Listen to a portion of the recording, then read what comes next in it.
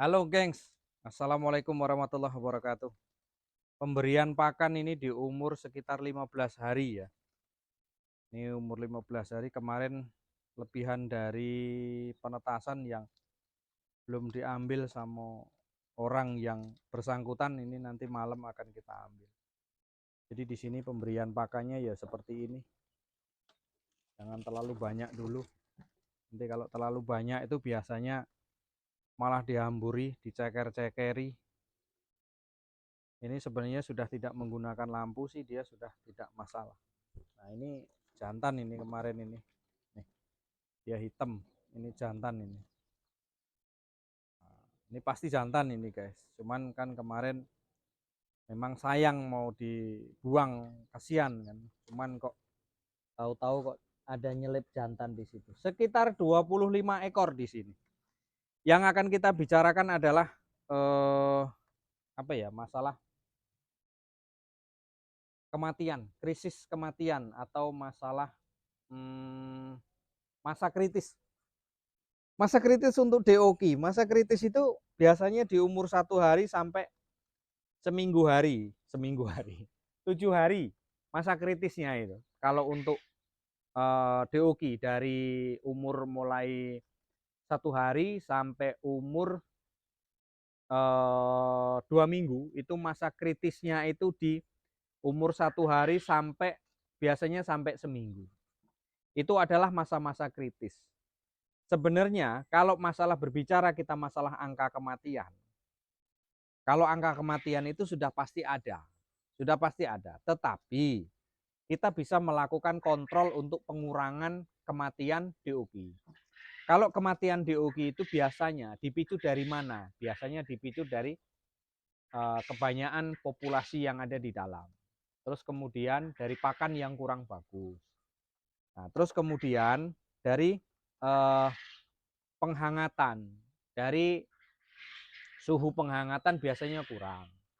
Sebenarnya kalau untuk rata-rata kematian itu, kematian yang wajar dengan yang tidak wajar itu ada di situ. Kalau dalam populasi 100 misalkan satu box ini, kemudian ada yang mati 30 ekor sampai 25 sampai 40, itu enggak wajar. Itu pasti jadi temuan di situ apa masalahnya. Biasanya seperti itu. Nah, kesimpulan yang dari situ tadi banyak permasalahannya. Pak, DOQ saya banyak yang mati, apa masalahnya? Biasanya yaitu tadi, sempit. Terus kemudian pakannya kurang bagus. Itu bisa juga dari situ, pemicunya dari situ juga. Apalagi kalau mati lampu, Pak. Ya, kalau habis mati lampu pasti banyak yang mati. Ya, kalau dia terlalu padat pasti banyak yang mati. Karena kalau terlalu padat, dia begitu mati lampu, kalau dia masih dingin, kalau dia masih belum kuat nahan dingin, itu pasti angka kematian di situ pasti banyak. Karena apa? Karena dia belum bisa nahan dingin, populasi terlalu padat, begitu mati lampu maka dia akan bertumpuk-tumpuk.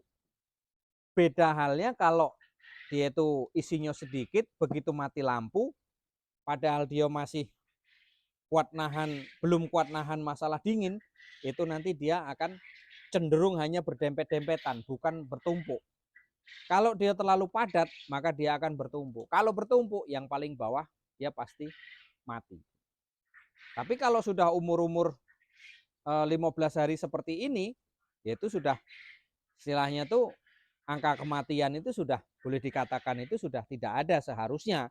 Cuman kan kalau yang namanya ternak, yang namanya barang hidup itu kan pasti ada matinya. Ya, cuman dari situ pembelajarannya itu memang kalau untuk angka kritis kematian itu ya dari 1 sampai umur 7 hari itu tadi. Itu mulai masa-masa kritis untuk kematian. Jadi penanggulangannya seperti apa, Pak? Biar supaya tidak banyak angka kematian. Intinya, kalau puyuh ini sebenarnya kalau dari masa-masa kecil ya, masa-masa DOQ, itu dia itu lebih ini harusnya, apa namanya? Lebih longgar, lebih bagus. Karena dia memang butuh kelonggaran. Kemudian kalau longgar itu juga keuntungannya besar. Maka dia akan makannya itu tidak berebut kalau dia terlalu longgar.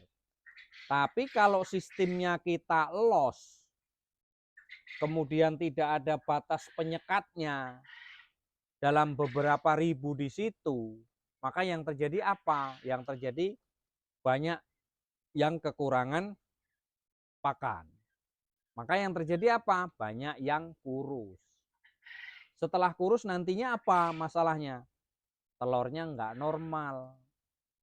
Ada yang dia kita ngambil 1000, tahu-tahu ada yang 500 betelor, yang 500 belum. Nah itu kan kendalanya dari awal seperti itu. Pakannya kurang bagus, karena banyaknya populasi, tidak disekat-sekat, begitu los semuanya, pemberian pakan kurang, ada sebagian yang kurang makan. Makanya terlambat dia masa bertelurnya. Nah, kembali ke masa-masa kritis itu tadi. Yang sering disampaikan Pak Edi apa? Dikasih gula merah. Apakah gula merah juga dapat membantu angka kematian? Enggak juga. Gula merah itu kan hanya membantu meningkatkan daya imun tubuh, daya kekuatan tubuh dia. Kalau kita kasih air gula merah terus pakannya enggak bagus, ya percuma. Makanya semuanya harus bisa seiring sejalan. Kalau dikasih air gula kemudian pakannya bagus, ya lebih bagus. Lebih bagus milih air gula merah atau milih pakan? Ya milih pakan. Kalau pakannya bagus nggak usah dikasih pakai air gula nggak masalah. Tapi kalau dikasih air gula kemudian pakannya nggak bagus bermasalah. Gitu loh. Pokoknya intinya puyuh itu semuanya mau dikasih vitamin, mau dikasih ini, dikasih itu sih sebenarnya pengaruhnya dikit, dampak pengaruhnya dikit. Yang dampak pengaruhnya besar itu adalah dari segi pakan. Kalau pakannya bagus, maka pertumbuhan puyuh itu bagus. Tapi kalau pakannya itu buruk, pakannya itu kualitasnya nggak bagus, proteinnya dikit, proteinnya kecil, itu pasti dia lambat. Nggak akan ada pertumbuhan. Yang tadinya kita jadwalkan di 40 hari sudah bertelur, ternyata dia molor, meleset dari waktu yang sudah ditentukan. Siapa yang rugi? Kita yang rugi. Nah, kembali ke DOK tadi, masalah angka kematian kritis, masa-masa kritis. Kalau masa-masa kritis memang perlu kita perhatian khusus untuk ke DOK yang baru netas. Khususnya yaitu tadi, air minumnya kita kontrol, kemudian suhunya di dalam ruangan kita kontrol. Ribet Pak, ribet itu hanya di pertama awal kita mencoba ternak, itu kesannya ribet memang. Tapi kalau sudah berjalan, sudah. Tinggal kasih lampu, sekian watt, kasih puyuh, selesai urusan. Ribet di awal memang. Awal ternak puyuh itu kenapa kita ribet? Karena was-was, takut ini, takut itu.